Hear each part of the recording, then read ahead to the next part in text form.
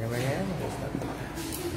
hamdalillah nahmaduhu wa nasta'inuhu wa nastaghfiruh wa na'udzu billahi min shururi anfusina wa min sayyiati a'malina.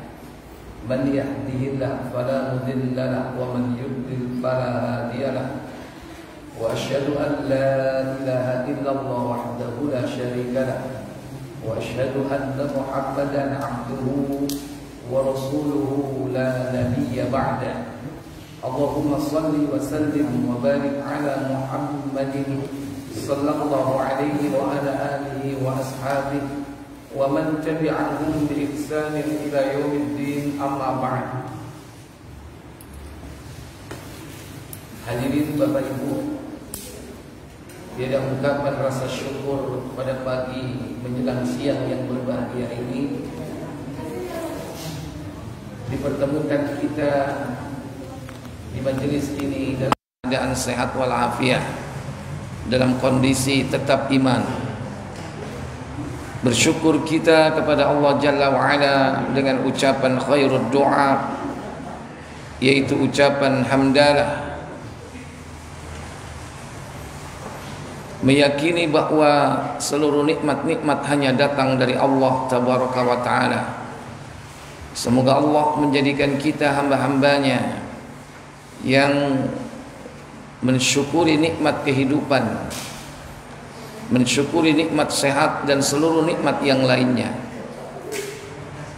Semoga Allah Tabaraka wa Ta'ala memberikan kita istiqamah di dalam keimanan, di dalam amal saleh, sampai datangnya malakul maut menjemput kita.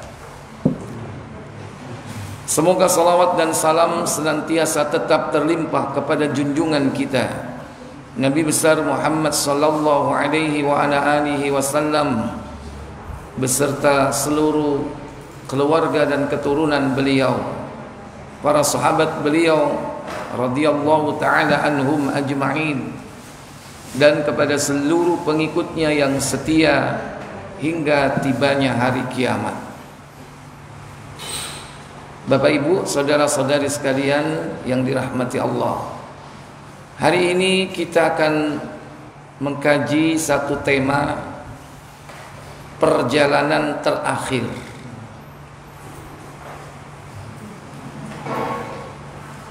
Ada dua kata dalam judul ini. Yang pertama perjalanan, yang kedua terakhir. Perjalanan berarti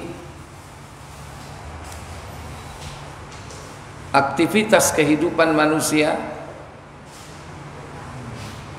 dalam menghabiskan waktu di ruang tertentu, karena dia terikat dengan dimensi waktu dan dimensi ruang. Ada kalanya perjalanan waktu itu ditandai dengan berpindahnya ruang. Tetapi secara umum manusia tidak akan lepas dari ruang yang bernama bumi, karena kita memang diciptakan oleh Allah untuk menempati bumi. Kata Allah dalam surah Al-Baqarah pada ayat yang ke-29, huwallazi khalaqalakum ma fil ardi jami'a. Dialah Allah yang telah menciptakan untuk kalian semua apa saja yang ada di muka bumi ini. Jadi kita terlahir di muka bumi ini, diberikan oleh Allah rizki, segala kebutuhan dicukupi oleh Allah Jalla wa'ala, sehingga apa yang ada di muka bumi ini hukum asalnya adalah halal. Walladzi khalaqalakum ma fil ardi jami'a. Dialah Allah yang telah menciptakan apa saja yang ada di muka bumi ini untuk kalian semua. Nah, ini perjalanan diawali dari bapak moyang kita, yaitu Adam dan Hawa, di mana Allah turunkan ke bumi ini. Dalam surah yang sama pada ayat yang ke 36 kalau tidak 37.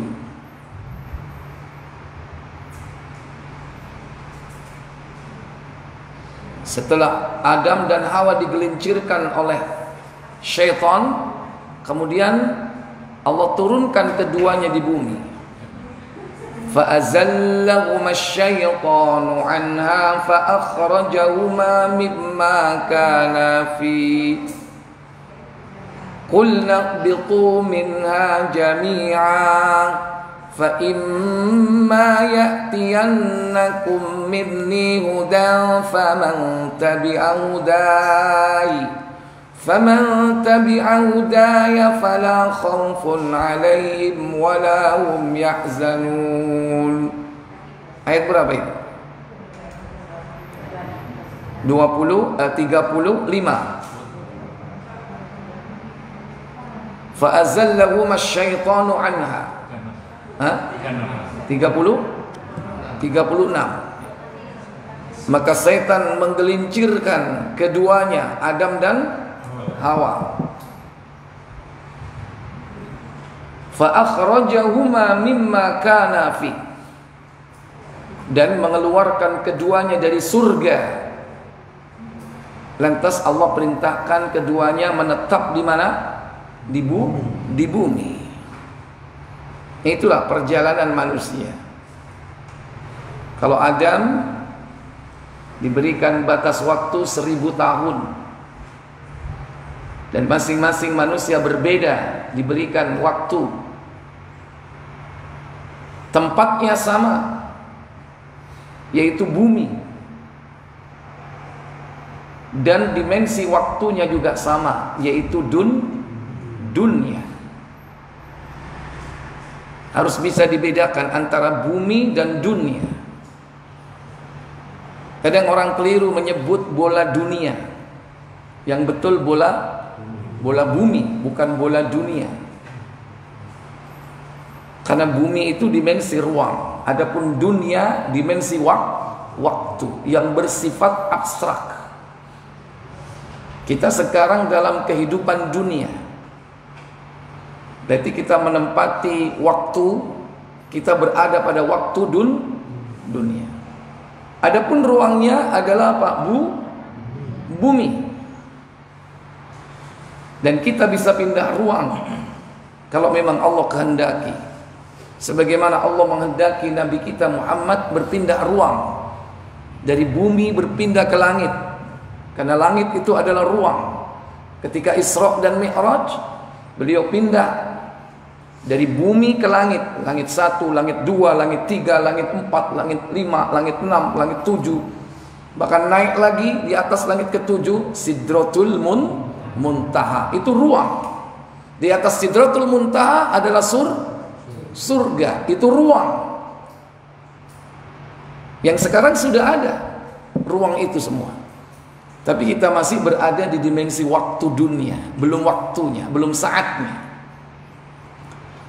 Karena semua itu nanti akan ditempati setelah hari kiamat. Garis batas demarkasi antara waktu dunia dengan waktu akhirat, yaitu terjadinya kiamat. Itu perjalanan kita. Nah, perjalanan di sini disebutkan kata yang kedua, yaitu terakhir. Mestinya bukan terakhir ini ya, perjalanan akhirat. Kalau perjalanan terakhir itu terakhir di mana? Karena masing-masing punya terminal. Akhir di dunia ya saat kematian. Akhir di alam barzah ya saat hari kehancuran total, hari kiamat. Adapun setelah itu perjalanan akhirat, akhirnya kemana? Ada dua kemungkinan akhir. Kalau tidak surga, neraka. Itu perjalanan terakhir di akhirat. Perjalanan terakhir di akhirat. Kalau perjalanan terakhir kita di dunia, ada dua kemungkinan, husnul khatimah atau su'ul khatimah. Itu perjalanan akhir kita di dunia ini untuk memasuki waktu barzakh. Al-barzakh itu adalah waktu. Alam barzakh adalah dimensi waktu. Dia merupakan waktu transisi antara dunia dan waktu akhirat. Adapun ruangnya, dia bisa ditempatkan di mana-mana. Maka orang yang masuk ke dimensi alam barzakh, alam kubur, maka dia bisa ditempatkan di langit seperti ruhnya para nabi. Dimensinya barzakh, waktunya.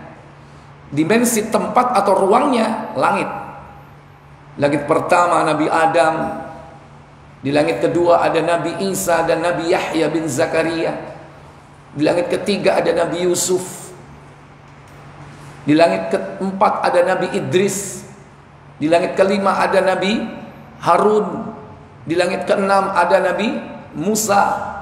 Di langit ketujuh ada Nabi Ibrahim. Nah, semua itu adalah ruhnya para nabi. Ruh mereka berada di langit, sesuai dengan yang disebutkan dari Nabi kita Muhammad SAW. Selebihnya kita tidak tahu di mana ruh para nabi itu. Selama tidak ada dalil yang jelas menyebutkan, ya kita sukut dalam perkara ini, diam. Padahal berapa banyaknya nabi? 124.000 nabi. Betapa banyaknya. Tapi yang disebutkan hanya beberapa nabi yang menempati langit. Semua itu adalah ruhnya. Adapun jasadnya di mana? Di bumi. Jasad para nabi dikubur di bumi. Jasad mereka masih utuh. Dan Allah menjaga dan memelihara jasad-jasad mereka, supaya tidak ada orang iseng mau bangun gedung, lantas dia gali-gali, atau mungkin dia pasang paku bumi kemudian mengenai kuburan Nabi. Lah, tidak. Allah jaga. Karena banyak jasad para nabi di muka bumi. Dalam Sahih Abu Dawud, Nabi mengatakan, innallaha harrama 'alal ardi an ta'kulal jasadal anbiya. Sesungguhnya Allah Jalla wa'ala mengharamkan atas bumi memakan jasadnya para nabi. Berarti semua jasad para nabi utuh. Dan yang kita tahu, jasad Nabi kita Muhammad SAW satu-satunya jasad yang jelas tempatnya. Adapun yang lain, ada yang jelas, ada yang diperselisihkan. Apa benar di situ kuburannya Nabi Adam? Apa benar di situ kuburannya Nabi Musa? Wallahu a'lam.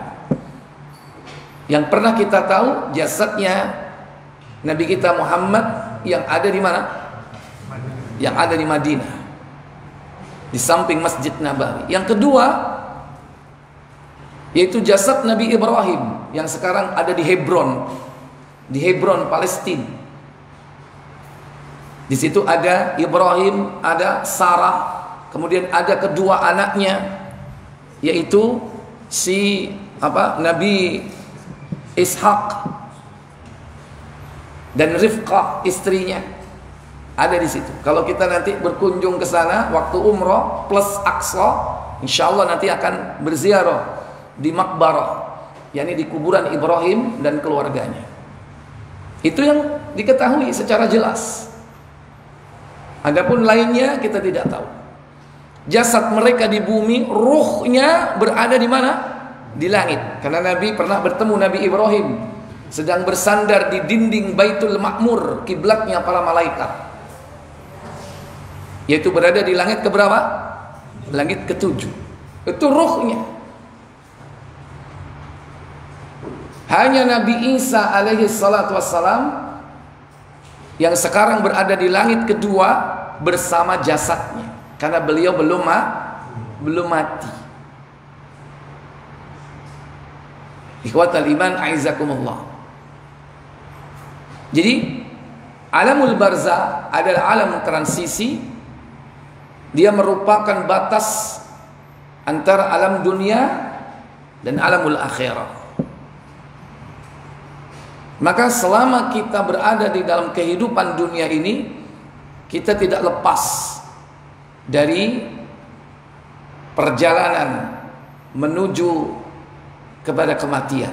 Karena setiap orang pasti akan menjumpai kematian.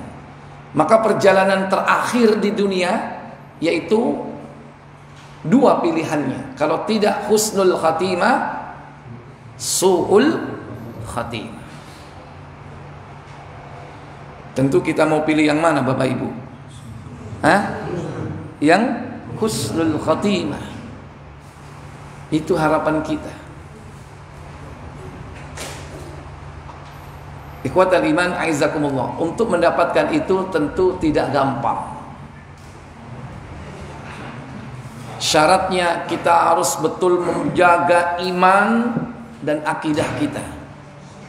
Dijaga keimanan dan akidah kita.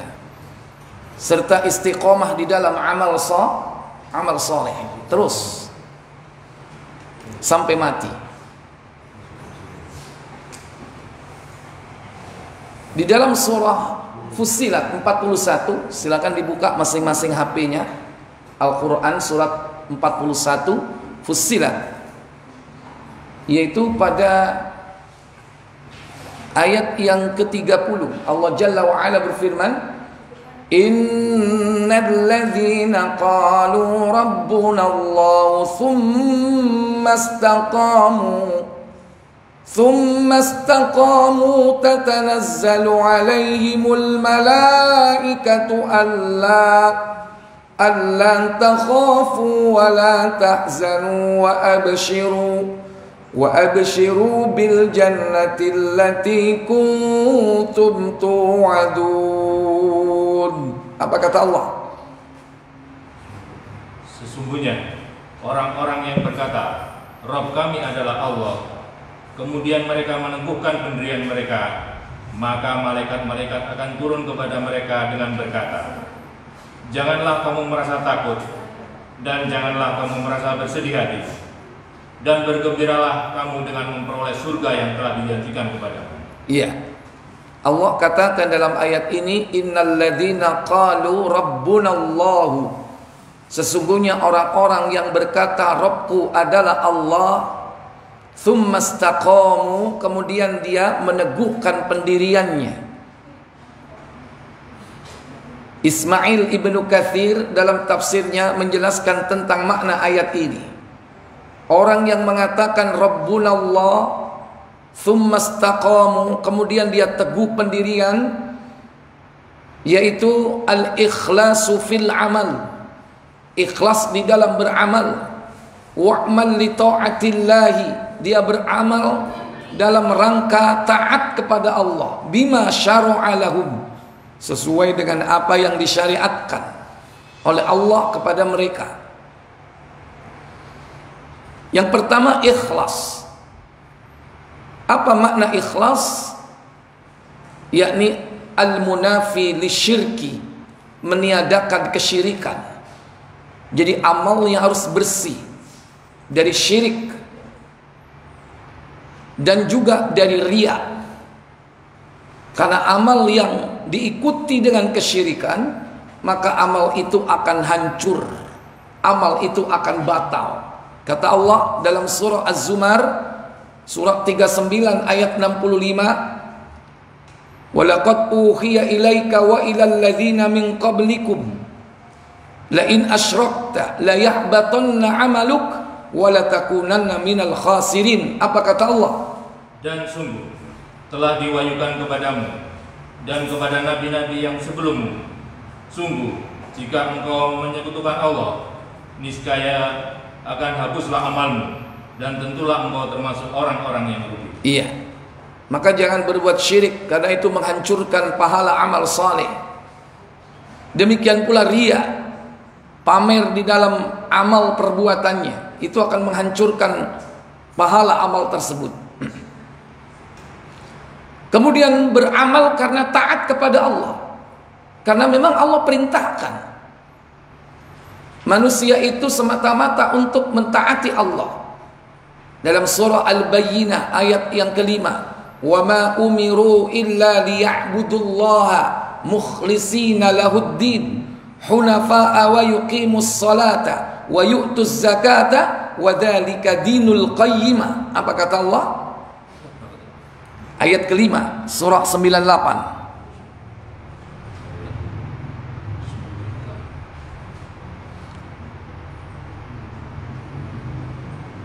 Padahal mereka hanya diperintah menyembah Allah dengan ikhlas menaatinya. Mentaatinya, ikhlas dalam mentaatinya. Di dalam menjalankan apa? Semata-mata karena menjalankan agama. Iya. Dan juga agar melaksanakan sholat dan menunaikan zakat. Dan yang demikian itulah agama yang lurus atau benar. Iya. Jadi beramal murni karena Allah, semata-mata dalam rangka taat menjalankan agama karena Allah. Bima syara'a lahum, sesuai dengan apa yang disyariatkan. Maka tidak ada yang berhak membuat syariat kecuali Allah. Maka dalam pelajaran akidah at-tasyri', yakni ma nuzzilallahu, apa saja yang diturunkan oleh Allah, yakni berupa syariat, wa wajaba yusirunaha, dan kita wajib meniti jalan itu. Apa itu? Minal manhaj, berupa manhaj, perjalanan yang harus diikuti. Termasuk di dalamnya yakni perkara tahlil wa tahrim, perkara penghalalan dan pengharaman. Tidak ada yang berhak menghalalkan sesuatu atau mengharamkan sesuatu kecuali Allah. Dan Allah lah yang membuat aturan syariat itu. Maka tidak boleh manusia memasuki ruang lingkup itu. Tidak ada celah sedikit pun bagi manusia untuk menetapkan sebuah aturan dalam agama. Terutama dalam perkara akidah. Demikian pula di dalam perkara-perkara yang lain, perkara syariat. Misalnya ubudiyah, peribadatan. Tidak ada celah sedikit pun manusia untuk masuk ke dalam wilayah tersebut, menetapkan tata cara, syarat, rukun, menetapkan sesuatu yang membatalkan, menetapkan hitungan, menetapkan syarat-syarat yang melengkapinya. Hanya Allah saja yang berhak menetapkan itu. Al-musyarri', dialah Allah yang membuat syariat. Tidak boleh manusia mencoba untuk memasuki wilayah itu dan membuat-buat syariat. Oleh karenanya, orang yang teguh dalam kalimat Rabbunallah, dia harus jaga tauhidnya untuk tetap tidak keluar dari akidah yang hak, yang benar, yang dibawa oleh para nabi. Tidak lain adalah akidah tauhid. Akidah tauhid, yakni ifradullah bil ibadah.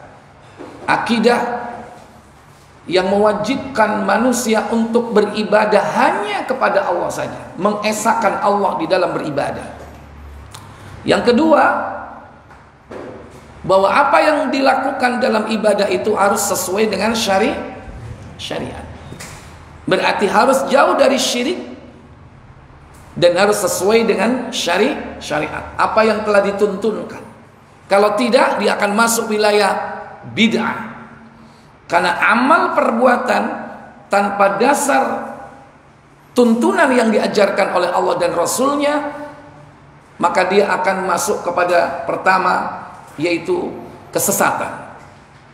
Dia akan diselewengkan oleh syaitan. Sedikit saja dia buat aturan, maka syaitan masuk di situ.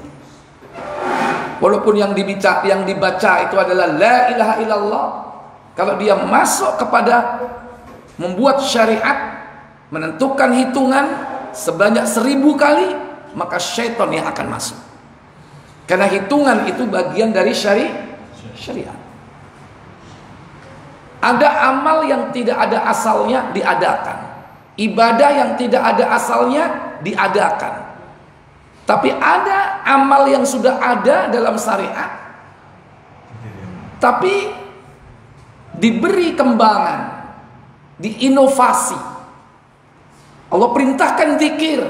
Syariat zikir ada di dalam Islam. Lantas dia masuk kepada wilayah menetapkan hitungan, menetapkan syarat-syarat dalam berzikir dengan gerakan tertentu, dengan waktu-waktu tertentu. Itu berarti sudah masuk pada wilayah syariat. Maka amal yang dilakukan itu akan masuk kepada celah kesesatan. Yang kedua, amal itu akan ditolak, tidak akan diterima oleh Allah. Sungguh pun orang menganggap ini amal yang hebat sekali.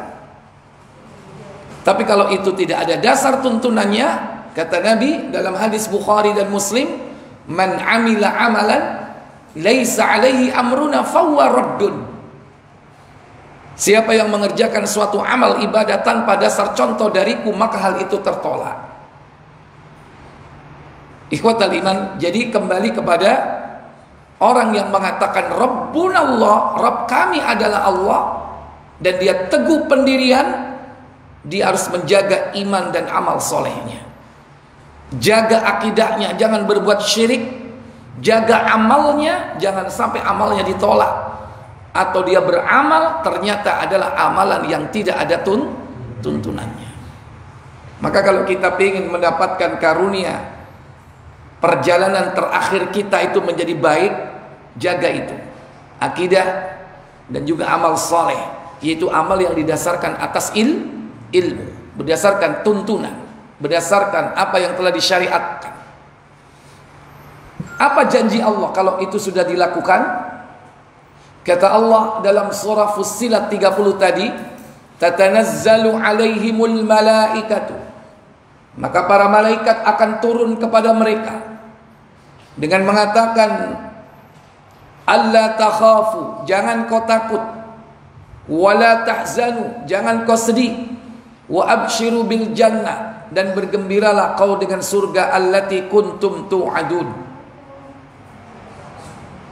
Kalau ada orang dikatakan oleh malaikat seperti itu sungguh karunia yang luar biasa.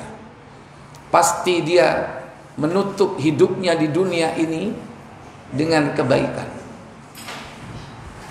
yakni dia mati dalam kondisi husnul khatimah.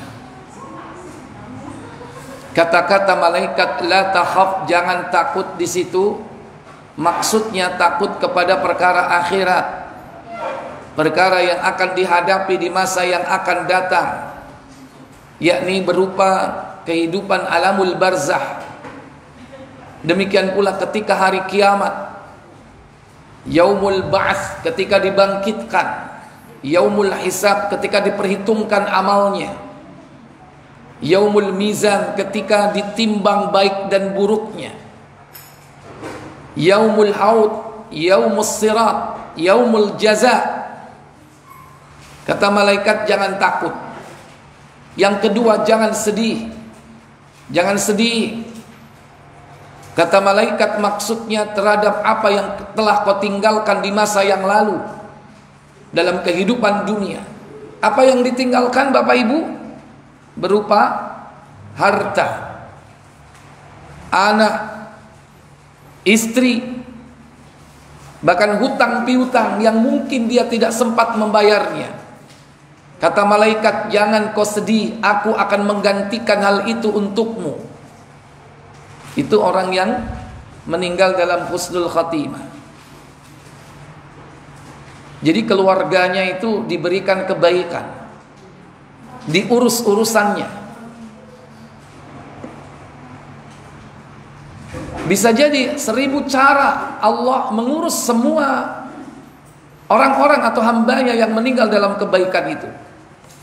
Masih ingatkah dalam surah Al-Kahfi ketika Nabi Khidir bersama Nabi Musa membangun gedung atau rumah yang roboh? Rumah yang roboh itu dibangun kembali oleh Khidir, dibantu oleh Musa. Tapi Musa mengatakan mestinya kita ini bisa minta upah. Tapi kenapa kok kita membangunnya gratis? Nah, inilah akhir pertemuanku, perjalananku bersama engkau wahai Musa. Akhirnya diterangkan. Ternyata rumah itu adalah milik 2 orang anak yatim. Yang kedua, ibu bapaknya adalah orang yang soleh. Jadi anak yatim itu tidak pernah berjumpa dengan kedua orang tuanya. Dan di bawah rumah itu terdapat harta peninggalan dari orang tuanya. Supaya harta peninggalan orang tuanya itu bisa tetap dimanfaatkan, tidak jatuh ke tangan orang lain. Makanya Allah hadirkan siapa? Nabi Khidir. Untuk ngurus masalah itu sampai Allah hadirkan Nabi Khidir. Itulah cara Allah untuk membantu atau menyelesaikan urusan-urusan dunia yang tidak sempat terselesaikan oleh kedua orang tuanya. Karena memang takdir yang berbicara. Kedua orang tuanya meninggal, tidak sempat ngurusi anaknya. Maka Allah hadirkan orang-orang yang akan mengurusi hidup anaknya itu. Itulah makna kalimat la tahzan. Jangan kau sedih dengan apa yang ditinggalkan dalam kehidupan dunia. Wa abshiru bil jannah. Dan bergembiralah kau dengan surga. Allati kuntum tu'adun. Yang telah dijanjikan oleh Allah kepada kalian. Ikhwatal iman. Maka husnul khotimah ini merupakan kabar gembira bagi orang-orang yang memperolehnya dengan ucapan malaikat-malaikat yang datang kepadanya saat kematian, yaitu ucapan malakul maut beserta 2 orang malaikat yang akan membawa ruhnya naik ke atas langit. Tentu kita berharap agar hidup kita ini diakhiri dengan kebaikan, yaitu mati dalam kondisi husnul khatimah. Di samping itu, Nabi SAW mengajarkan kepada kita agar kita mati dalam keadaan baik dan hidup dalam keadaan baik, yaitu senantiasa menjaga 6 perkara. 6 perkara itu 3 dalam perkara kafarat dan 3 dalam perkara derajat. Dan inilah yang membuat malaikat tertinggi itu bertengkar, dia berselisih. Nabi SAW pernah bermimpi dan menyampaikan mimpinya itu kepada para sahabat. Tadi malam Rabbku tabaraka wa ta'ala mendatangiku dalam keadaan yang sangat indah. Dan Allah Rabbku bertanya, tentang apa malaikat a'la itu berselisih?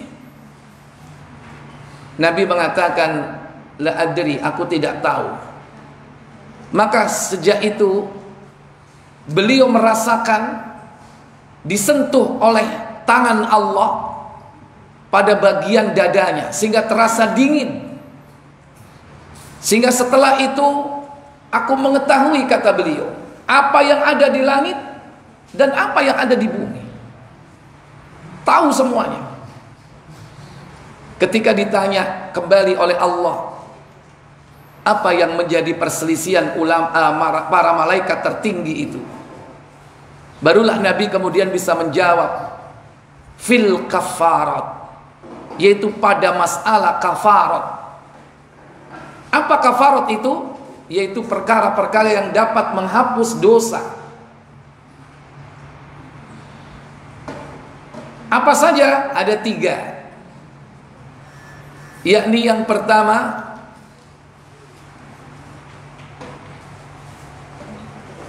menunggu waktu sholat setelah sholat.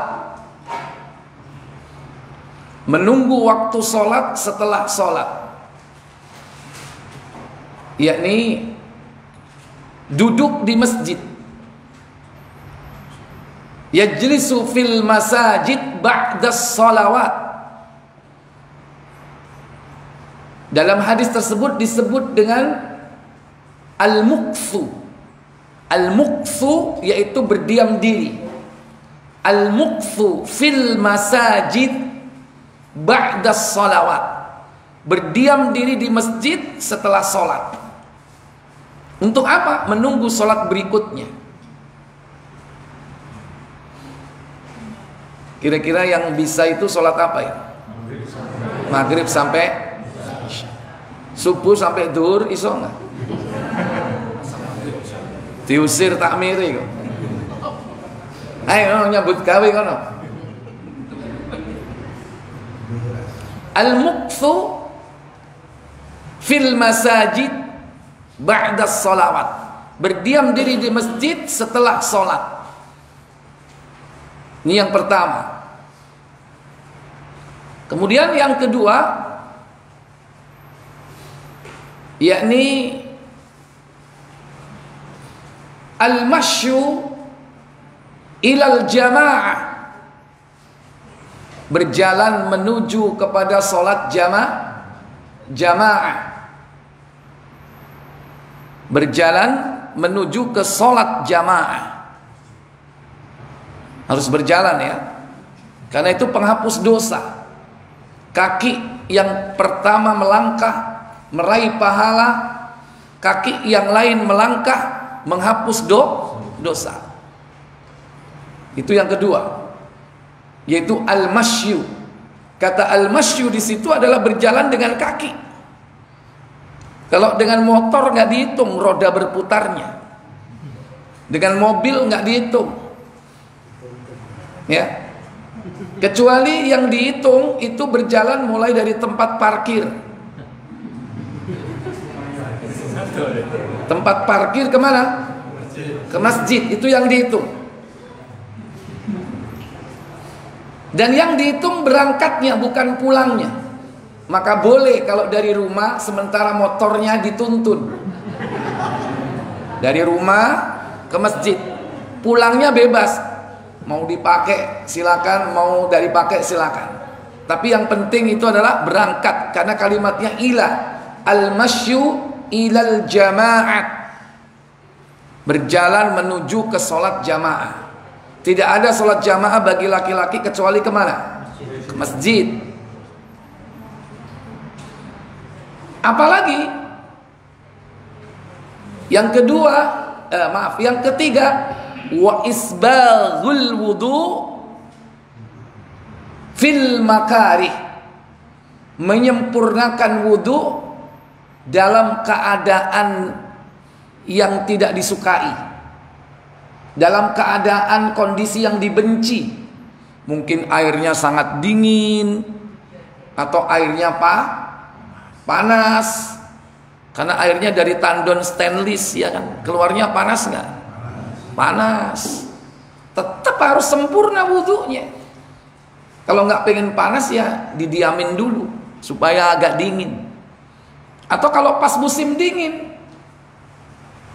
tetap harus berwudu dalam kondisi itu.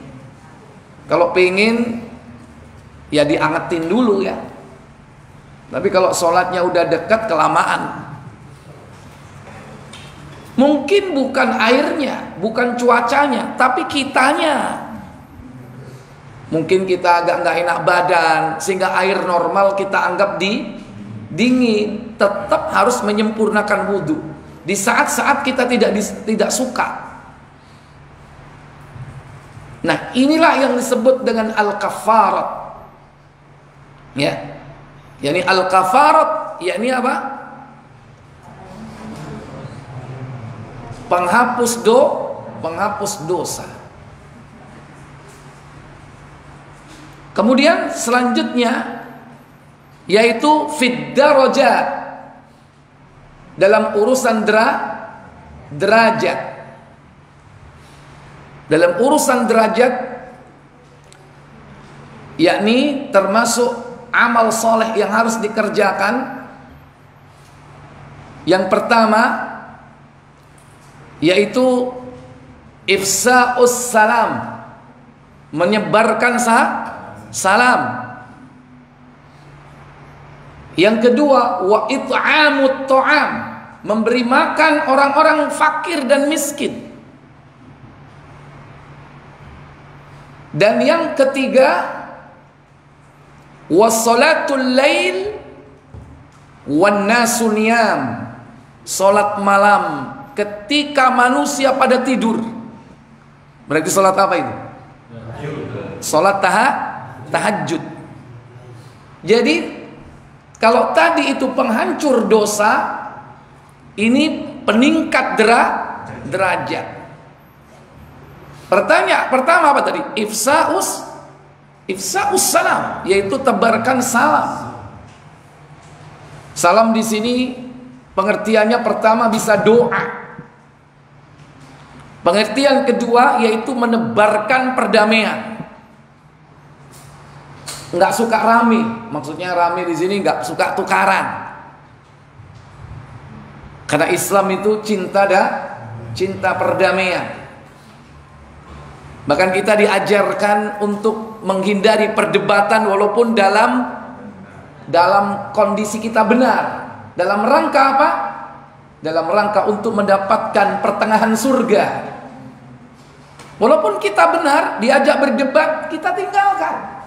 Bukan kita nggak mau, bukan kita kalah, tidak. Karena nggak ada manfaat debat kusir. Yang penting hujah sudah disampaikan, dia bantah, selesai. Kita tinggal. Bukan urusan kita. Kalau dia mau terima, alhamdulillah. Kalau tidak mau terima, urusan dia, itu hak dia. Karena hak hidayah milik siapa? Allah. Nggak usah kita tanggapi. Kalau dia mengcounter pendapat, karena sudah disampaikan, ini Al-Qur'annya, ini As-Sunnah, ini pendapat para ulamanya. Khalas. Itu Ahlus Sunnah wal Jamaah. Tidak suka pertengkaran, perdebatan, perkelahian. Itu makna daripada menyebarkan salam. Yang pertama tadi apa? Menyebarkan doa. Karena salam itu doa. Makanya jangan kita malu-malu. Kalau sudah tahu ini yang kita hadapi orang Islam, jangan malu kita mengucapkan salam. Kadang kita ini salam kepada yang kenal doang. Oh, Pak Bambang, assalamualaikum. Tapi begitu kita nggak kenal, padahal bajunya kuku, berjenggot, ya kan, kopiah, songkok. Tapi begitu ketemu, cuman senyum. Kita tahu kan di situ kan, bahwa dia adalah seorang muslim. Nah ini. Nah kalau kita pengen ditingkatkan derajatnya, salam. Ikhwatal iman, aizakumullah. Negeri kita ini mayoritas muslimah. Tapi kadang kita ini terhalangi oleh bisikan syaitan, sehingga kita tidak mau menyebarkan salam. Pernahkah masuk bis kota, salam dulu? Halo? Assalamualaikum warahmatullahi wabarakatuh. Pernah nggak? Kenapa kok nggak pernah? Karena dibisiki syaitan. Wah, iki engko aku rek dianggap jaluk wah, engko aku dianggap ngamen. Itu bisikan syaitan sehingga menghalangi kita untuk menyebarkan di kantor. Kadang di kantor kepada teman-teman yang tahu aja. Nggak semua karyawan diberi salam. Padahal tahu muslim dia. Hanya orang-orang yang dikenal. Bahkan itu termasuk di antara tanda kiamat. Di antara tanda kiamat itu orang mengucapkan yang dia kenal saja. Baik, ikhwatal iman, aizakumullah. Menebarkan salam, yaitu apa? Menyebar luaskan doa. Sahabat-sahabat dulu itu saking pengen menyebarkan salam, karena itu merupakan tuntunan sunnah. Apa? Cuman sekedar mengucapkan salam. Assalamualaikum. Pindah lagi sebelah. Assalamualaikum. Cuman untuk menebarkan salam. Kalau sekarang, Pak, sampean di lapak-lapak gitu, assalamualaikum gitu. Gimana gitu? Dianggap aneh nggak? Dianggap aneh. Ini wong edan sik tas iki. Padahal itu dilakukan oleh para sahabat Rasul Shallallahu Alaihi Wasallam. Mereka kalau melakukan perjalanan perang terpisah oleh pohon, ya terpisah, nggak kelihatan, ketemu lagi, assalamualaikum warahmatullahi. Terpisah lagi, ketemu lagi, begitu, salam. Itu semangat mereka dalam mengerjakan sunnah untuk meningkatkan derajat di sisi Allah. Ifsa'us salam, yaitu apa? Menebarkan salam. Yang kedua yaitu apa tadi? It'amut ta'am, yaitu memberi makan kepada orang-orang fakir dan miskin. Alhamdulillah di zaman sekarang ini sudah mulai banyak gerakan untuk memberikan makan kepada saudara-saudara kita kaum muslimin. Banyak ya, membuat warung apa? Mangan sawarke, bayar saikhlasi, ya. Adakah seperti itu kan? Ya. Supaya semata-mata tidak ngasih, tetap ada kontribusi, ya kan? Tapi bebas. Sebetulnya termasuk sedekah. Ada lagi gerakan apa? Jumat apa? Jumat berkah. Walaupun nanti yang makan juga bukan hanya fakir miskin saja kan? Ya kan? Yang berada juga makan juga, ya kan? Tapi kan umumnya orang-orang yang membutuhkan makanan. Karena sebetulnya it'amut ta'am di situ secara umum yaitu memberikan makan kepada siapa saja yang pada saat itulah lapar. Tidak pandang dia fakir, dia kaya, dia miskin, dia punya duit atau enggak. Kalau lapar, kemudian ada makanan, bisa jadi dimakan. Dan itu pahala. Dan sedekah paling baik itu memberikan makanan. Dan yang paling baik lagi memberikan minum. Itu yang paling bagus. Makanya ada sekarang gerakan sedekah air. Tahu-tahu dikirim sekian dus di masjid. Karena sekarang masjid itu ada apa namanya, Pak? Untuk menyimpan air itu, Pak. Ya, apapun istilahnya, ya kan? Itu bagus. Dan itu dalam rangka untuk memfasilitasi saudara-saudara kita yang pengen menerapkan ad-darajah, meningkatkan derajat. Dengan apa? Cara memberikan makan. Kadang ada box di pinggir jalan, ambil gratis, ya. Begitu diisi, berapa menit habis?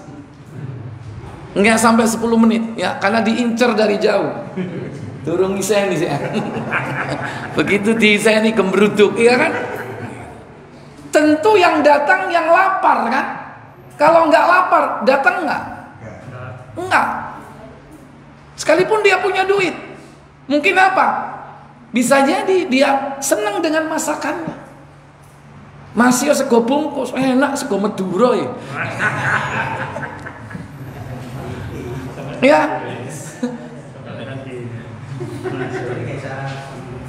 Itu salah satu di antara meningkatkan derajat. Nah, kita juga bisa ambil bagian dalam urusan yakni meningkatkan derajat dengan it'amut ta'am. Kemudian yang ketiga apa itu? Salatul lail. salat yang dilakukan di malam hari. Wan nasu niyam, sementara manusia pada tidur. Berarti salat apa ini? Kapan manusia itu tidur nyenyak? Nyenyak-nyenyaknya tidur itu jam berapa?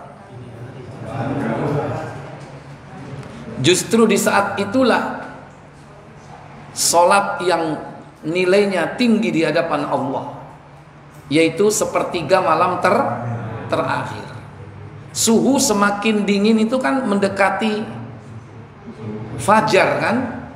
Biasanya orang itu semakin apa kalau suhu semakin dingin? Semakin melungker, noto kemul malah, ya kan? Disitulah tantangannya. Kenapa orang yang melaksanakan qiyamul lail ditingkatkan derajatnya? Karena memang banyak ayat-ayat yang menunjukkan tentang keutamaan salat malam itu. Dalam surah Al-Isra misalnya, surat 17, pada ayat yang ke-79, Allah Jalla wa Ala berfirman, wa minal laili fatahajjat bihi nafilatan laka asa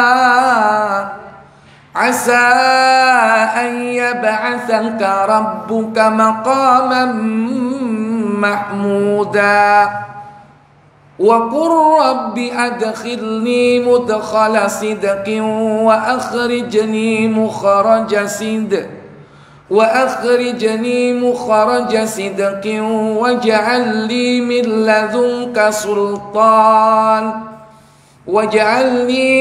لدنك سلطانا نصيرا. Apa kata Allah? Dan pada sebagian malam hari salat tahajudlah. Salat tahajudlah kamu sebagai suatu ibadah tambahan bagimu. Mudah-mudahan Rabbmu mengangkat kamu ke tempat yang terpuji. Nah itu janji Allah kan, asa ayyab'atsaka rabbuka, mudah-mudahan Rabbmu mengangkat dirimu maqaman mahmuda, ke tempat makom, kedudukan yang terpuji. Ini berlaku umum sesuai dengan porsinya. Termasuk maqamah mahmudah ini dijanjikan oleh Allah kepada Nabi kita Muhammad, tapi itu puncaknya. Puncak dari maqamah mahmudah itu hanya Rasulullah yang menempati. Sebagaimana kita berdoa, ya. Disebutkan di situ ada al-wasilah. Nama maqam yang tertinggi milik Nabi itu namanya al-wasilah. Sebutkan dalam hadis Muslim nomor 334.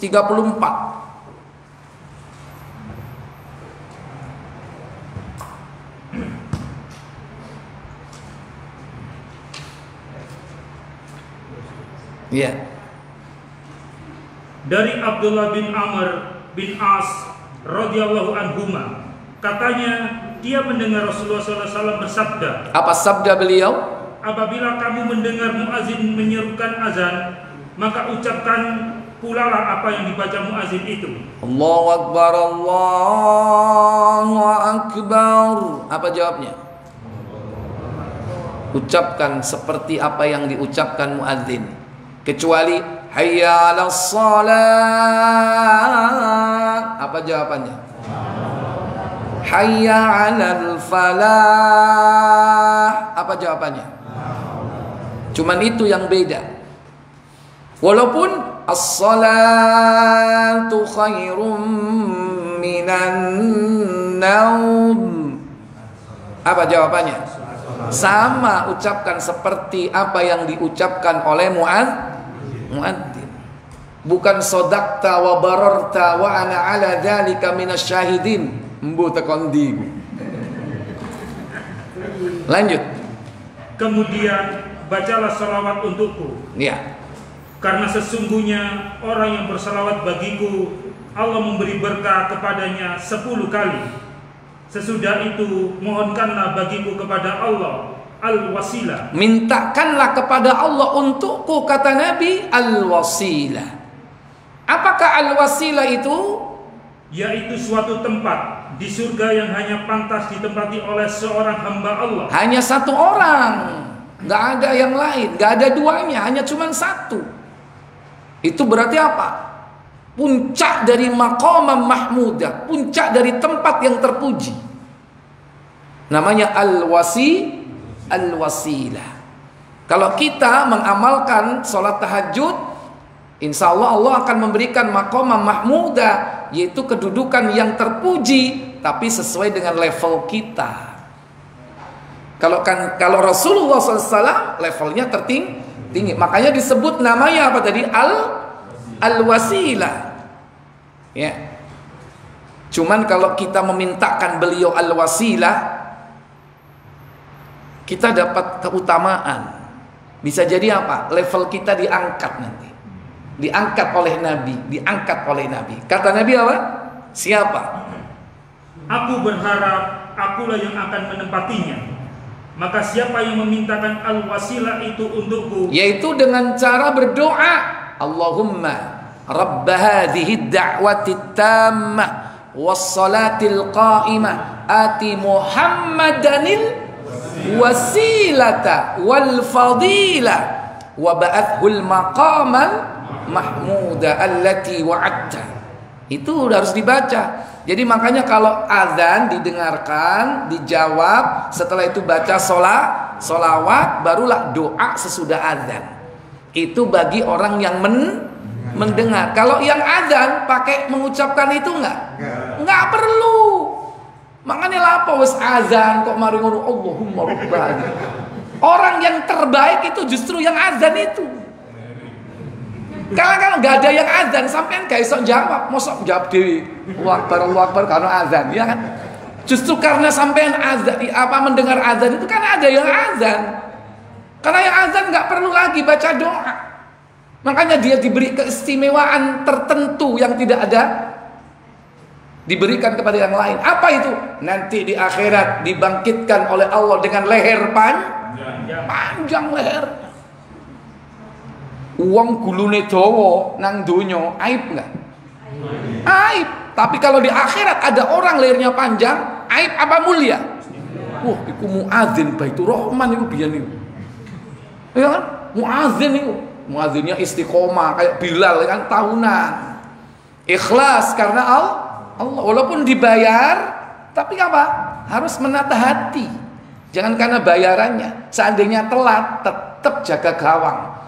Kenapa? Muadzin itu harus jaga gawang. Nggak semua orang bisa loh. Walaupun suaranya bagus, tapi jaga waktunya itu loh yang susit. Apa? Kok susah susit? Itu artinya sulit dan susah. Jadi susit. Sampai ngomongnya susah. Susah banget ini. Susit. Susit. Susah banget.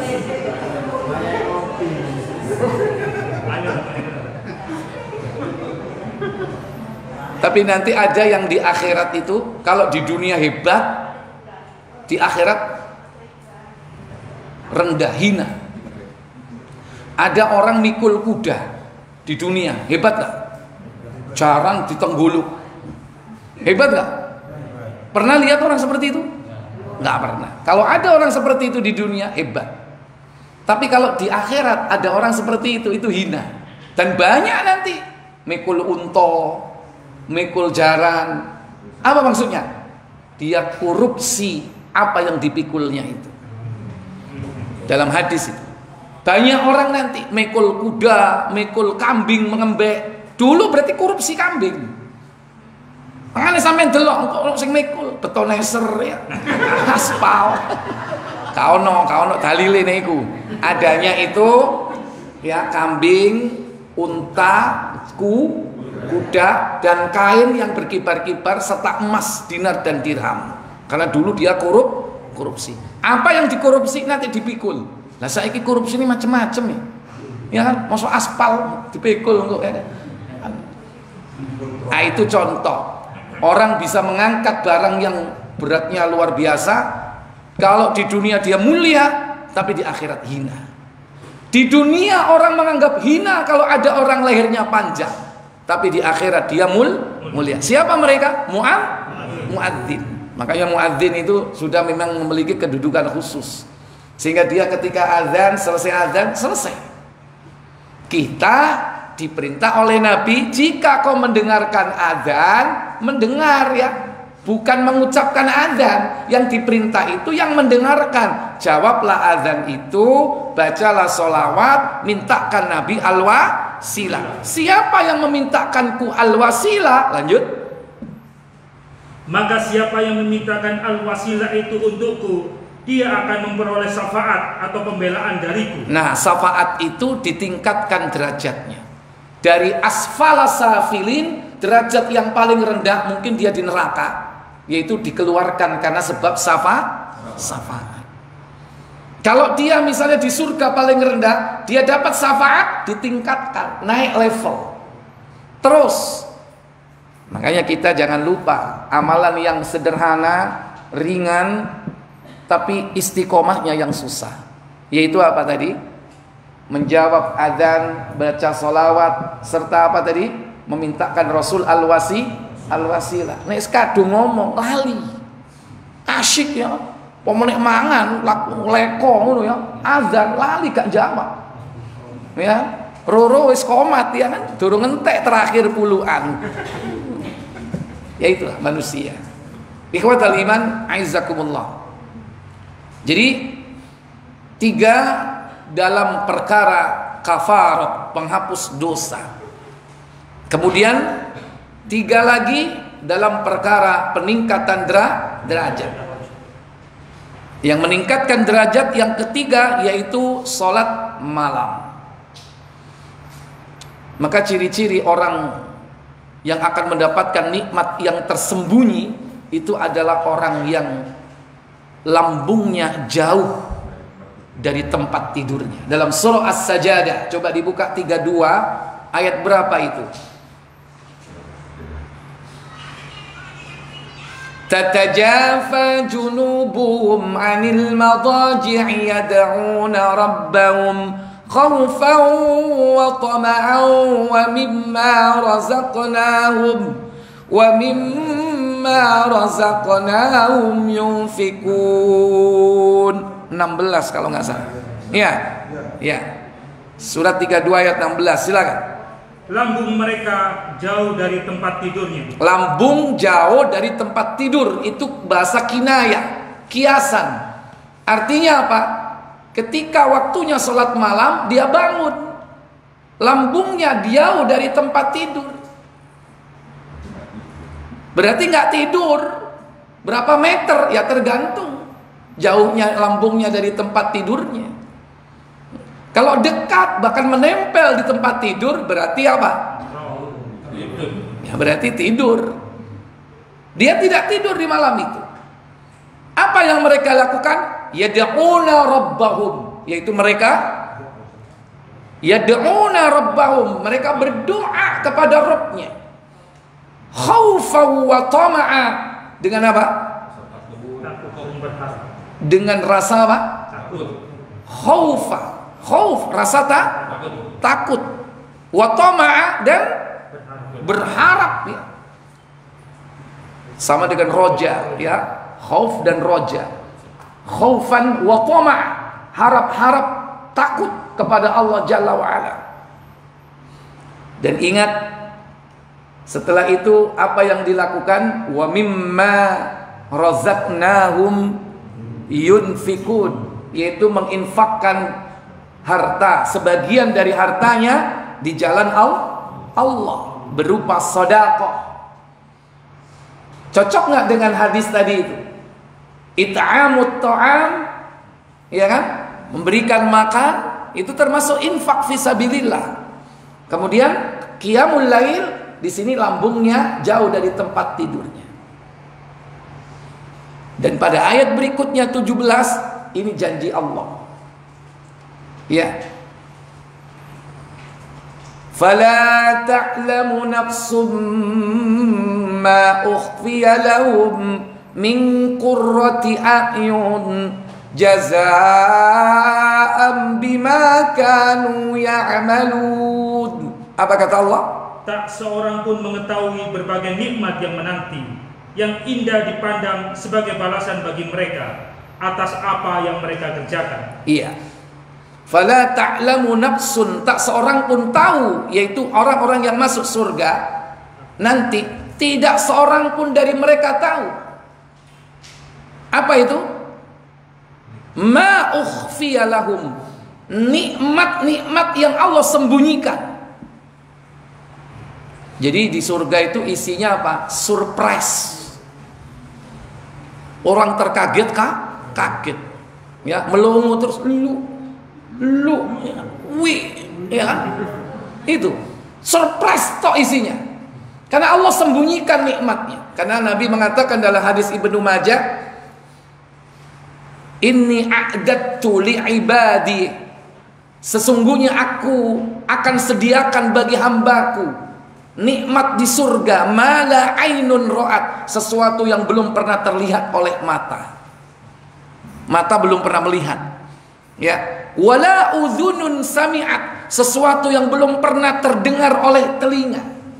Jadi selagi orang itu masih bisa melihat, masih bisa pernah mendengar, oh di sana loh, di negeri itu hebat teknologinya begini dan begitu, itu berarti di surga jauh dari itu. Lebih nikmat, lebih tinggi. Bahkan apa kata Nabi? Termasuk apa?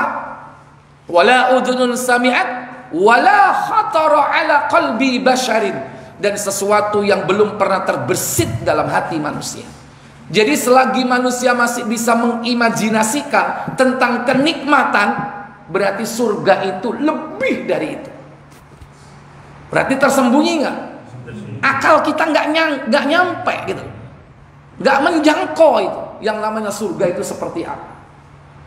Inilah keutamaan daripada orang-orang yang yakni qiyamul lail dan memberikan makan kepada orang-orang fakir dan miskin. Intinya menginfakkan hartanya di jalan Allah. Kalau ini lebih umum ayat ini ya, menginfakkan di jalan Allah bukan hanya memberi makan fakir miskin, tapi untuk perjuangan dakwah ya, untuk ya anak-anak yatim. Karena yatim dan miskin beda gitu. Untuk janda itu pokoknya Nabi memerintahkan janda itu. Siapa yang menghidupi janda berarti sama dia seperti orang yang berjihad fi sabilillah ya. Apakah rondo teles, rondo garing, nggak ada masalah itu, nggak ada hubungannya ya kan. Apakah dia kaya atau miskin, pokoknya Nabi mengatakan janda itu. Nek sampean nyantuni rondo sing ya apa?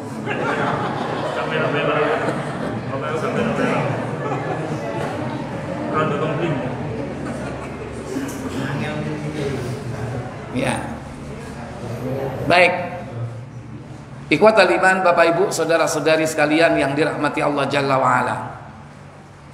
Maka Nabi mengatakan dalam hadis itu, faman fa'ala dzalik, siapa yang melakukan semua itu, fil kafarat wa fid darajat, maka Nabi mengatakan wa huwa mata bi khairin wa ahya bi khairin wa mata bi khairin, maka dia akan hidup dengan baik dan matinya pun baik. Nah, mati yang baik inilah yang disebut mati dalam kondisi apa? Husnul khotimah. Makanya kalau kita pingin husnul khotimah, jaga tadi itu. Apa? Sholat berjamaah ke masjid, berjalan dari rumahnya berangkat ke masjid. Setelah di masjid jangan cepet-cepet keluar. Orang mukmin itu kalau di masjid itu senang, tenang. Ibarat ikan dalam akuarium, senang dia, kerasan gitu. Kalau orang nggak kerasan di masjid, ya berarti ada yang error gitu.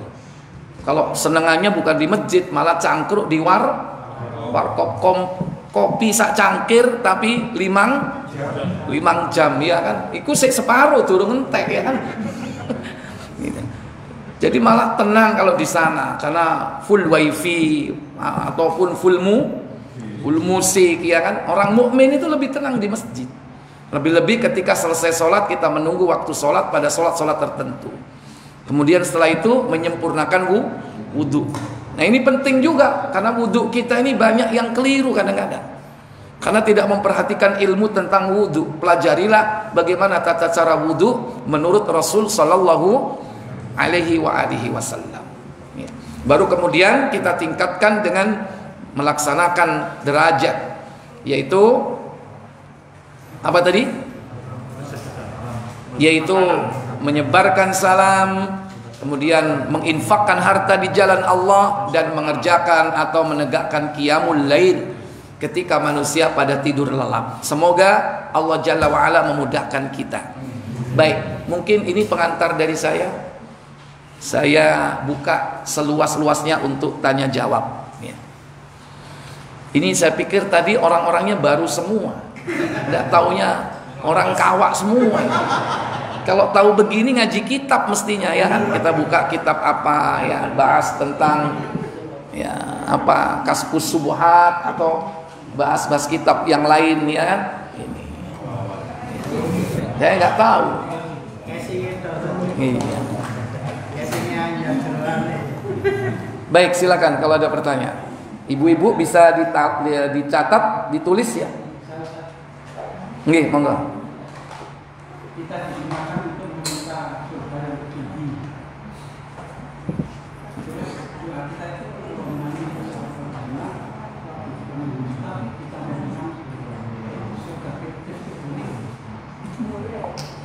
Iya.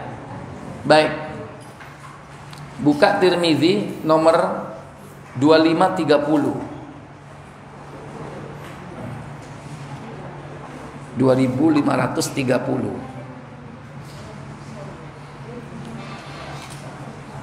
Kalau kita lihat surga Firdaus,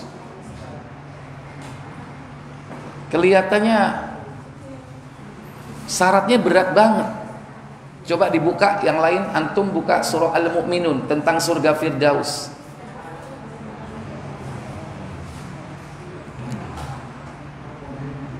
Ayat pertama sampai ayat 10. Surah Al-Mu'minun. Qad aflahal mu'minun. Pak Dedi yang terjemah, nanti antum yang hadis. Qur'annya antum. Silakan. Surah 23 ayat 1. Qad aflahal mu'minun. Ayo. Sungguh beruntung orang-orang yang beriman. Siapa mereka? Alladzina hum fi salatihim khashi'un. Yaitu orang yang khusyuk dalam salatnya. Iki ae wis soro iki. Ya. Sampean salat seiling maklaran kan? Eling macam-macam. Salat khusyuk ini syarat pertama aja susahnya banget. Ini kalau kita pengen dapat Firdaus, ya ini harus pertama sholatnya khusyuk. Yang kedua, walladzina hum 'anil laghwi mu'ridun. Dan orang yang menjauhkan diri dari perbuatan dan perkataan yang tidak berguna. Iya, menjauhkan perbuatan dan perkataan yang tidak bermanfaat. Apa maksudnya yang tidak bermanfaat? Yang tidak mendatangkan pahala, walaupun mubah, boleh. Mancing, boleh nggak? Boleh. Mendatangkan pahala nggak? Kalau pengen Firdaus, tinggalkan. Boleh, siapa yang melarang mancing, ya kan? Ustadz, saya dapat pahala karena ikannya ini saya jual untuk makan anak istri. Itu berarti bukan hobi, tapi mata Kalau mata pencarian bukan boleh tapi wajib. Lah wong sampean iki lho duwe kantor, mancingnya tiap minggu ya kan. Arep nyai mangan sopo ngono lho.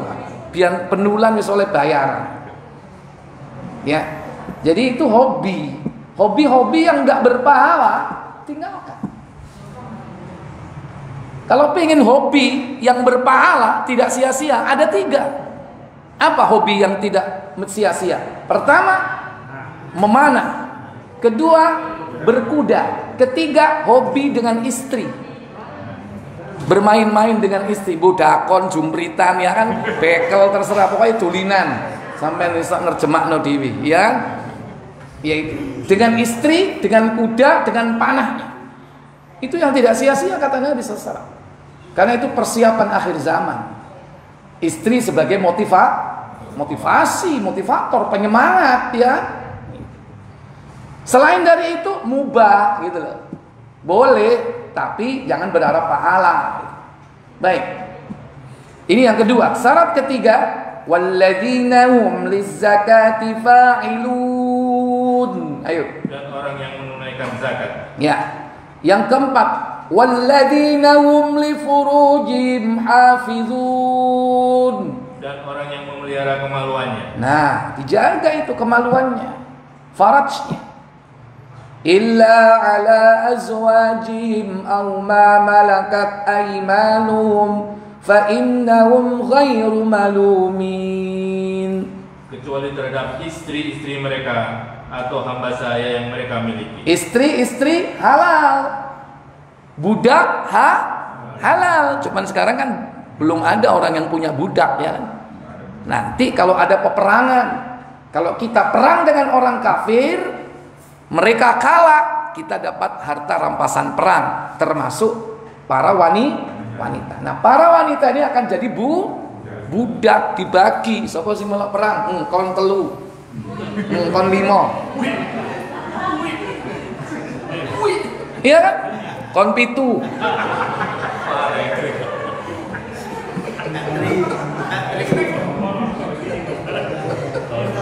Ya, ketika Nabi perang Khaybar itu bentengnya Yahudi. Itu rampasan perangnya banyak. Wanita-wanita Bani Israel itu banyak, cantik-cantik. Ada namanya Diyah Al-Kalbi. Diyah Al-Kalbi itu mendapatkan istri dari pemimpin Yahudi di Khaybar itu. Dan kemanten baru, belum sempat bulan madu. Ternyata wanita ini sudah dipegang oleh Diyah Al-Kalbi. Yang lain protes. Iku loh, dia itu loh, kok oleh Sofia. Sofia itu istri dari pemimpin orang Yahudi di Khaybar itu yang tewas pada peperangan itu. Dipanggil Diyah Al-Kalbi. Rini, kawan Rini, ditelok Sofia. Oh ya wis, iki gaya aku ya dia ya. Kon tak ganteni 6. Diganti 6 Pak. Iya kan? Situ dibandingno piro? Pun pakai 6. Kira-kira sampean gelem apa gak? Kepengin Sofia. Wong di Al-Kalbi sahabat ya, dia nurut, pasti nurut. Apa meneh dikai 6 diganti ya yang lebih banyak itu. Akhirnya apa? Sofia jadi budaknya. Seandainya budak itu dijima tanpa dinikahi, boleh nggak? Boleh, karena statusnya itu budak itu separuh manusia, separuh hewan. Makanya dalam Islam itu dibebaskan, perbudakan itu dibebaskan. Sampai akhirnya habis. Karena dia adalah Nabi dan Rasul memberikan contoh, maka Sofia dibebaskan dan kemudian dinikahi. Mulia nggak? Mulia. Kenapa? Karena menikahi wanita itu kan wajib memberi nafkah. Kalau budak wajib memberi nafkah nggak? Nggak wajib. Nggak perlu ada akad, nggak perlu kewajiban memberi nafkah. Kalau istri wajib memberi nafkah, ada hak dan kewajiban. Inilah contoh akhlak Nabi. Wanita dimuliakan. Maharnya apa? Maharnya adalah pembebasannya, yaitu harga daripada Sofia itu. Pembebasannya itu mahal kan? Berapa tadi bandingannya dengan wanita lain?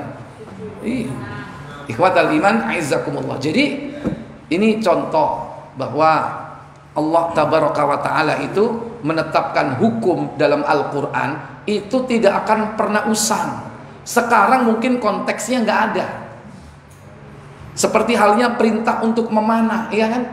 Saiki kadang-kadang gak usum manah, saiki tembak bedil bom, saiki kon guru ngopo-opo tak basokan tek kon sik ngene-ngene nyekel panah. Tapi nanti suatu saat akan dikembalikan dalam keadaan semula. Nanti suatu saat ayat ini akan berlaku. Perbudakan akan ada lagi.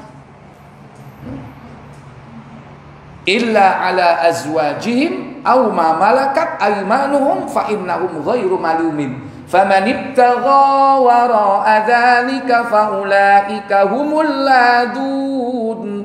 Apa kata Allah? Iya. maka sesungguhnya mereka tidak tercela. Tetapi barang siapa yang mencari di balik itu yaitu apa? Dijelaskan dalam tafsir, zina dan sebagainya, termasuk homo, termasuk lesbi, itu cara-cara melampiaskan syahwat dengan cara menyimpang, maka apa kata Allah? Maka mereka itulah orang-orang yang melampaui batas. Ya, ini sudah berapa syaratnya? 4 ini. Belum lagi yang kelima, walladzina hum li amanatihim wa ahdihim ra'ud. Dan sungguh beruntung orang yang memelihara amanah-amanah dan janjinya. Ya, iki yang susah di zaman sekarang. Memelihara janji, memelihara amanah. Nggak gampang di zaman sekarang. Kenapa? Karena Nabi itu memprediksikan pertama kali dalam agama ini yang hilang adalah amanah. Dan yang terakhir kali nanti hilang adalah as-sholat, yaitu sholat. Sholat itu terakhir. Makanya masih banyak orang sholat itu. Tapi orang yang megang amanah, wis jarang. Karena sholat itu terakhir. Kalau sudah nggak ada orang sholat, baru entek dunia ini, kiamat. Tapi pertama kali fitnah setelah Nabi wafat, amanah. Itu yang sudah mulai hilang. Apalagi semakin mendekati zaman. Ya baik, ini syarat untuk mendapatkan firdaus. Berat banget nggak itu? Yang keenam, walladzina hum ala salawatihim yuhafizun. Serta orang yang memelihara sholatnya. Tadi khusyuk itu fis sholat. Kalau ini apa? Memelihara. Ya ini apa? Memelihara atas sholatnya. Maksudnya bukan hanya waktunya.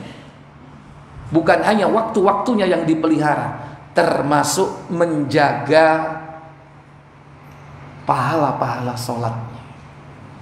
Karena banyak orang dapat pahala sholat ikut entek.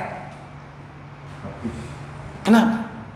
1, teko nang paranormal. Kata Nabi, man ata kahinan au arraf lam tuqbal sholatahu arba'ina yauman. Siapa yang mendatangi dukun, tukang ramal, maka tidak akan diterima sholatnya berapa hari? 40 hari. Lah nek rutin nang dukun ya Allah. Entek.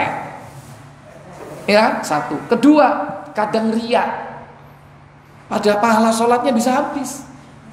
Cak, aku ingin tahajud, cak. Tangi jam 1. Oleh mek 2 rakaat tok moro-moro wis adzan subuh. Dudukno nek salate suwe jam 1 sampai jam 4, mek 2 rakaat. Tibake sujute itu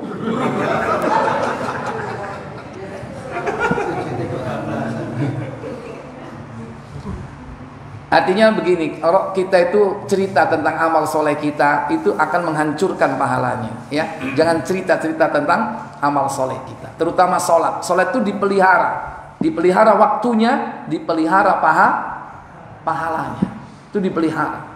Maka kalau kita melakukan atau melaksanakan 6 perkara sebagai syaratnya ini, ulaika humul warithun. Apa kata Allah? Mereka itulah orang yang akan mewarisi apa? Alladzina yarithunal firdaus hum fiha khalidun. Dan yakni yang akan mewarisi surga firdaus.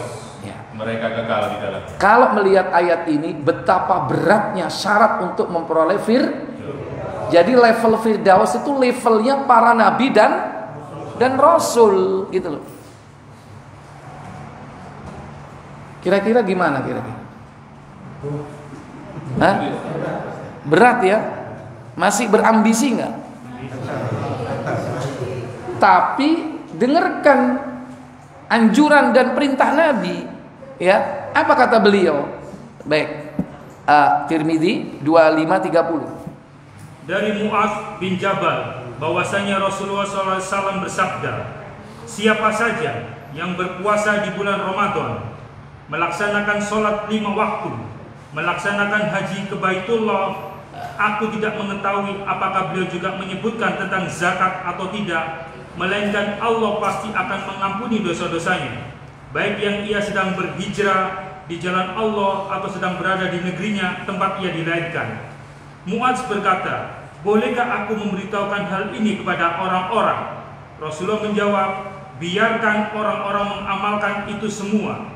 Sesungguhnya di surga itu terdapat 100 derajat. Di surga, inna fil jannati mi'atu darajat. Sesungguhnya di surga itu ada 100 tingkat. Kalau tingkat itu berarti yang paling tinggi 100 apa? 1. Hah? Surga itu tingkat apa ranking? Tingkat. Hah? Tingkat. Kalau tingkat itu paling atas angka gede apa angka kecil? Angka besar. Kalau ranking tertinggi angka berapa? Angka kecil 1. Jadi bukan ranking, tapi apa? Tingkat. Ya kayak apartemen ya kan? Itu tertinggi 100. Jarak antara satu tingkat, antara tingkat yang satu dengan tingkat yang lain seperti apa kata beliau? Jarak antara 2 derajat seperti jarak antara langit dan bumi. Sementara kita tidak tahu jarak antara langit dan bumi berapa. Ya, berapa tahun perjalanan ya kan? Ya. Karena begitu banyaknya tingkat-tingkatan ini, maka manusia itu nanti ditempatkan sesuai dengan amal perbuatannya. Jadi amal solehnya itu yang akan menentukan levelnya. Adapun masuknya orang ke surga itu semata-mata karena rahmat Allah. Kita masuk surga itu bukan karena amal kita, bukan.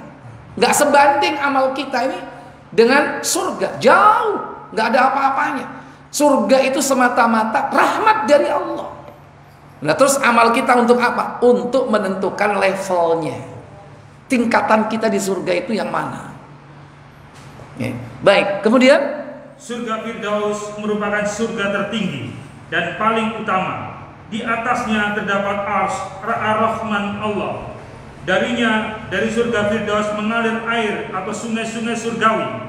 Jika kalian ingin memohon kepada Allah, maka mohonlah surga Firdaus. Nah, kita diperintah justru minta surga apa? Firdaus. Walaupun kita merasa kelihatannya kita nggak level dengan Firdaus ya kan, tapi kita justru diminta oleh Allah, diminta oleh Nabi untuk meminta kepada Allah surga Firdaus. Idza fas'alil jannatal firdaus. Jika kau meminta surga, mintalah surga Firdaus. Maka ucapkan Pak, Allahumma inni as'aluka jannatal Firdaus. Wahai Allah, sesungguhnya aku minta kepadamu surga Firdaus. Jadi spesifik Pak. Kalau selama ini kan kita nggak spesifik. Rabbana atina fid dunya wa fil akhirati hasanah wa qina adzabannar. Itu kan global. Pokoknya baik di dunia, baik di akhirat. Baik di akhirat di mana? Di surga, tapi nggak spesifik. Atau doa yang lain, Allahumma inni as'alukal jannata wa a'udzubika minan nar. Itu kan masih umum. Nah, ini disuruh minta disebutkan levelnya, yaitu Firdaus. Ya. Nah, kalau kita nanti minta Firdaus dikasih tingkat 50, diterima nggak? Hah? Diterima. Mintanya Firdaus dikasih nomor 1, basement. Diterima nggak? Diterima. Basement ya kan? Meskipun basement kalau surga, kata Nabi, surga paling rendah itu 10 kali lipat kenikmatan dunia. Jadi kalau ada orang menguasai bumi hari ini, 10 kali lipatnya itu surga paling rendah. Iso dibayangno ya kan? Ya. Oleh karena itu, Bapak Ibu, saudara sekalian, jangan lupa untuk meminta surga, terutama surga apa? Firdaus, dan terhindar dari azab neraka. Wallahu a'lam. Yang lain? Wa iyyakum. Ibu-ibu satu saja, silakan. Kok nggak ada? Ini pinter-pinter.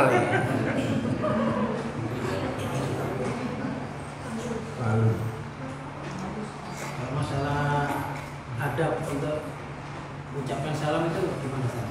Karena terus terangnya saya kebiasaan ya, ini orang kayak gini nih hidup di Surabaya yang biasa istilahnya kita teman-teman berdoa, nah itu apa diperbolehkan? Iya. Jadi salam itu doa. Maka ketika kita berdoa ucapkan dengan yang baik. Ojo bengok-bengok, Assalamualaikum. Jangan. Karena itu doa ya, ucapkan Assalamualaikum warahmatullahi. Satu, yang pertama, mengucapkan salamnya itu penting. Jangan ngawur mengucapkan salam. Ya, coba contohnya gimana? Assalamualaikum. Nah, jadi assalamu alaikum, penekanannya itu pada kata assalam. Assalam alaikum. Ada lam ta'rifnya. Jangan sampai nggak ada lam ta'rif. Ya, contoh nggak pakai lam ta'rif. Assalamualaikum. Salamu alaikum, itu keliru itu. Salamu alaikum beda. Antara assalam dengan salamu beda. Kalau assalam itu nama Allah, salah satu di antara asmaul husna, yang artinya maha selamat, maha sejahtera. Untuk apa? Untuk hamba-hambanya. Assalamu alaikum. Jadi hati-hati kita mengucapkan salam itu. Ada yang lebih parah lagi, bukan salam, Assalamualaikum. Pernah dengar itu? Assalamualaikum loh itu. Kon niku ngomong apa kon niku Assalamualaikum itu. Hati-hati. Assalamualaikum begitu. Jawabnya pun juga begitu. Ayo jawabnya bagaimana? Assalamualaikum. Waalaikumsalam, keliru. Harus ada lam ta'rif belakangnya tadi. Assalam itu apa? Waalaikumsalam. Ayo. Nah, adab selanjutnya, kalau kita mengucapkan assalamu alaikum, maka kita dianjurkan menjawabnya lebih baik. Assalamu alaikum, kita jawabnya waalaikumsalam warahmatullah. Kenapa? Karena assalamu alaikum itu 10, warahmatullah itu 10, wabarakatuh itu 10. Jadi total berapa? 30. Kalau ada yang mengucapkan 10, kita harus balas berapa? 20, yaitu waalaikumsalam warahmatullah, 20. Kalau ada orang yang mengucapkan salam yaitu nilainya 20, assalamualaikum warahmatullah, maka kita jawab berapa? 30. Bagaimana itu? Waalaikumsalam warahmatullahi wabarakatuh. Kalau ada orang yang mengucapkan salam 30 sempurna lengkap, assalamualaikum warahmatullahi wabarakatuh, jawabannya apa? Halo? Waalaikumsalam warahmatullahi wabarakatuh. Jangan ditambah-tambahi. Ada yang nambahi, ya. Waalaikumsalam warahmatullahi wabarakatuh waridwanuh. Nggak ada tuntunan, itu nggak ada tuntunan. Cukup sama. Kalau level 30 balasannya 30. Kalau 10 balas 20, kalau 20 balas itu. Kalau dibalas lengkap semua nggak apa-apa. Kenapa, Pak? Iya, belum jelas. Ya kan? Mestinya warahmatullah. Rahmah itu kasih sayang. Kasih sayang dari siapa? Ya kan? Bisa jadi waalaikumsalam warahmati. Ya, dan kasih sayangku, aku sayang kamu, ya. Beda lagi itu pengertiannya, kan? Jadi yang lengkap dari siapa? Dari Allah. Waalaikumsalam warahmatullah. Gitu. Makanya kan harus dijawab dengan yang lebih baik. Itu cara mengucapkannya. Kemudian adab etika mengucapkan salam itu yaitu orang yang berdiri kepada orang yang duduk. Orang yang berdiri kepada orang yang duduk. Orang yang berjalan kepada orang yang diam. Jadi ada orang diam, entah itu duduk, entah berdiri. Yang berjalan ini yang mengucapkan salam, bukan dibalik. Ya kan? Assalamualaikum. Sana jawabnya waalaikumsalam. Atau teko kono. Ya? Gitu. Kalau dia salamnya di sini, assalamualaikum, suaranya masih tertinggal di sini kan? Jawabnya juga dekat, waalaikumsalam. Ya kan? Dekat antara jawaban dan suara. Walaupun orangnya apa? Sudah kesana, tapi kesananya kan orangnya doang. Tapi salamnya udah jatuh di situ, di tempat orang itu kan? Itu. Jadi jangan dibalik. Yang ini apa namanya? Yang diem Salam kepada yang bergerak itu salah. Ya, jadi yang bergerak kepada yang diam. Yang sedikit kepada yang banyak. Jangan dibalik. Sama ini kayak ini ngucapno salam nang aku ya kan. Assalamualaikum warahmatullahi wabarakatuh. Yang sedikit kepada yang banyak. Tambah lagi adabnya apa? Yang muda kepada yang tua. Gitu. Walaupun sebaliknya tidak masalah. Seandainya kita mendahului pin tidak masalah. Kenapa? Rasulullah pun pernah mengucapkan salam kepada anak-anak. Itu artinya dibolehkan. Tidak tidak baku. Boleh yang tua kepada yang muda. Apalagi dalam rangka memberikan tarbiyah pelajaran kepada anak itu. Boleh kalau itu. Kemudian ketika kita masuk rumah yang nggak ada orangnya, kita pun dianjurkan salam dengan mengucapkan Assalamu alayna wa ala ibadillahis salihin. Itu ucapannya. Pertanyaan terakhir dari akhwat, bagaimana jika dalam hidupnya banyak melakukan maksiat lalu berniat akan hijrah? Hijrah jangan niat aja, segera itu wujudkan niat. Kalau masih niat walaupun dapat pahala nggak hijrah-hijrah, bahaya dia. Akan tetap tenggelam dalam perbuatan maksiat itu terus nanti. Niat akan hijrah dan memperbaiki diri. Tiba-tiba di tengah-tengah perjalanan dalam proses hijrahnya sudah meninggal dunia. Akan tetapi belum sempat menutup aurat. Wah, ini berarti perempuan ya. Belum sempat menutup aurat. Bagaimana orang seperti ini? Saya tanya, menutup aurat itu dosa, menutup aurat itu hukumnya apa? Wajib. Mempertontonkan aurat hukumnya apa? Haram. Kalau haram itu berarti konsekuensinya apa? Dosa. Dosa kecil apa termasuk dosa gede? Dosa besar. Ya, termasuk dosa. Jangankan memamerkan aurat, ya. Seandainya dia melakukan yang lebih dari itu, misalnya dia berzina atau membunuh, tapi ketika dia hijrah, dalam perjalanan hijrahnya, di tengah perjalanan dia mati, maka kasus seperti ini pernah terjadi. Yakni kepada orang yang membunuh 100 orang, ya kan? Dalam hadis Muslim, orang yang membunuh 100 orang, kemudian dia taubat, hijrah, di tengah perjalanan hijrahnya malakul maut datang menjemput. Begitu mati, ribut ini malaikat rahmat dan azab berselisih. Wah, ini bagian saya ini orang bejat ini membunuh 100 orang. Ini harus saya siksa, ini saya bawa di hadapan Allah untuk disiksa di alam barzah nanti. Kalau bahasa kita begitu. Malaikat rahmat nggak mau, nggak terima, nggak. Orang ini sekalipun melakukan perbuatan membunuh 100 orang, tapi dia sudah bertobat. Dia sekarang lagi dalam perjalanan hijrah. Dia milik saya. Dia adalah orang yang akan mendapatkan kasih sayang dan rahmat Allah. Bertengkar.